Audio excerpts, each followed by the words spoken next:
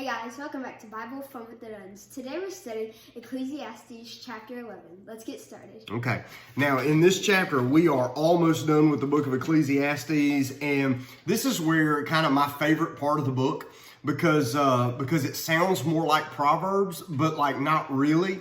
Like it sounds like, what if a proverb was given by a really old man? All right, so for instance, let's say you hung out with an old man, not me, of course, but like a real old man. And sometimes, have you ever noticed how sometimes older people have funny way of saying things with funny lessons? For instance, I remember one time we were at church and we were sitting in staff meeting, and I'm not anyway saying he's old, but like we were sitting in staff meeting, and somebody just used this phrase. They said, "Don't ever look a gift horse in the mouth." Now, so I know, weird, right? And so I always thought, well, you know, that means that you don't just kind of put off that stuff. If it's a gift, you take it. And basically, I guess that's what it is. But like we were all discussing it around the table, and Brother Wendell said, well, you know what that means, right? And he's explaining it to one person at the table. The rest of us are pretending like, oh yeah, we got this. So Brother Wendell started to explain that the way that you can tell how old a horse is by looking at the teeth on the horse. So an older horse's teeth, the teeth in an older horse are going to be worn down and kind of old because they've been crunching on grain and oats and grass for a long, long time. But a young horse is going to have still really good teeth. And he said, if somebody's going to give you a horse, he said, just take the horse.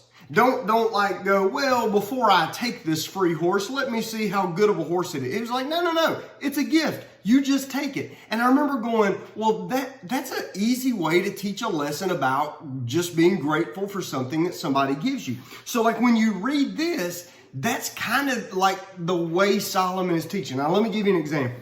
Verse number 1, he says, cast your bread upon the waters, for you will find it after many days. Give a serving to 7 and also to 8, for you do not know what evil will be on the earth. Now, here's what Solomon's talking about. He's talking about people who did business back in his day, and they put cargo on ships, and they sent those ships out into the ocean, and they would travel around to different ports, and they would do business. And what he's saying is, he said, don't just send everything you got on one boat. What if the boat sinks? Then you lose everything. Instead, separate your stuff and send it on 7 or 8 different boats, and that way the chances are better that something is going to survive. Now, let me give you like a for instance of it. We would say it like this, that we don't put all of our eggs in one basket. Well, Solomon the Wise is giving us just kind of simple little lessons on practical things in life. I like this. John, what was yours, by the way? So my takeaway, it was in verse 10, and it says, live footloose and fancy free. You won't be young forever. Youth lasts about as long as smoke. And I like that. By the way, he's reading from the Message, so it's extremely easy to understand. Live footloose and fancy free. Here's what my Bible says. Therefore, remove sorrow from your heart and put away evil from your flesh. And yours says, live footloose and fancy free. All right. It says for childhood and youth are vanity, and yours says you won't be young forever. All right. What does that mean? So that means like you won't be alive forever. So go ahead and have fun. Do what you need to do, and yeah. Okay. So here's the key.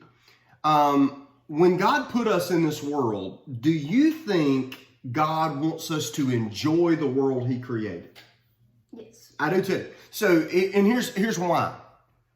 Because this world is really pretty, right? So if you go to the mountains or you go to the ocean, think about how many colors God has made. Think about how many temperatures, how many landscapes, how many all kinds of things. This is a beautiful world. Do you think God made it beautiful because He wants us to just be super serious all the time and not enjoy life? Or did God make all that kind of variety with good dogs and bad dogs like Orville? Did God make that variety because He wants us to enjoy life?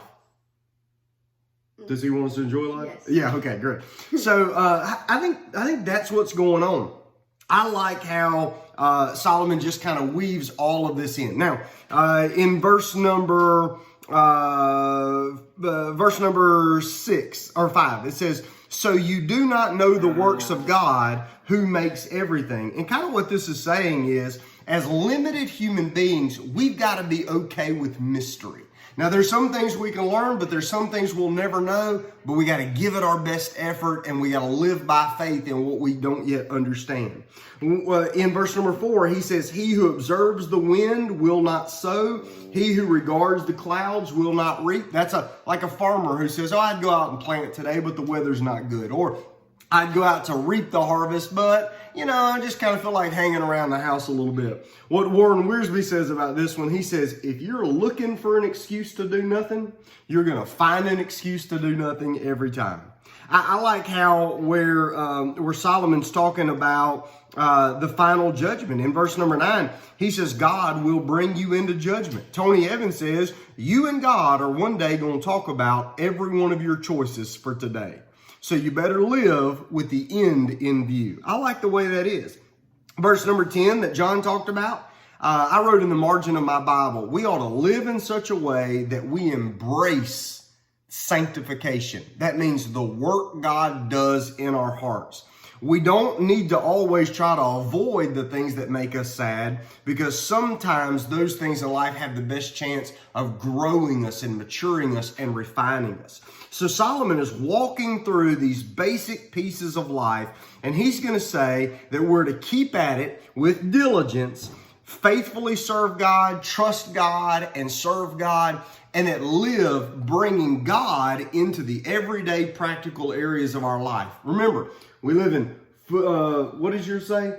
Fancy free? What is fancy it? Free, footloose and fancy free. Footloose and fancy free. So that's about enjoying life. Listen, how do we best enjoy life? By living in our way or by living in His way? In His way. In His way. So in all areas of our lives, we want to live with His way in mind. That's what we want. Tomorrow we finish up the book of Ecclesiastes. We're looking forward to it. See you then.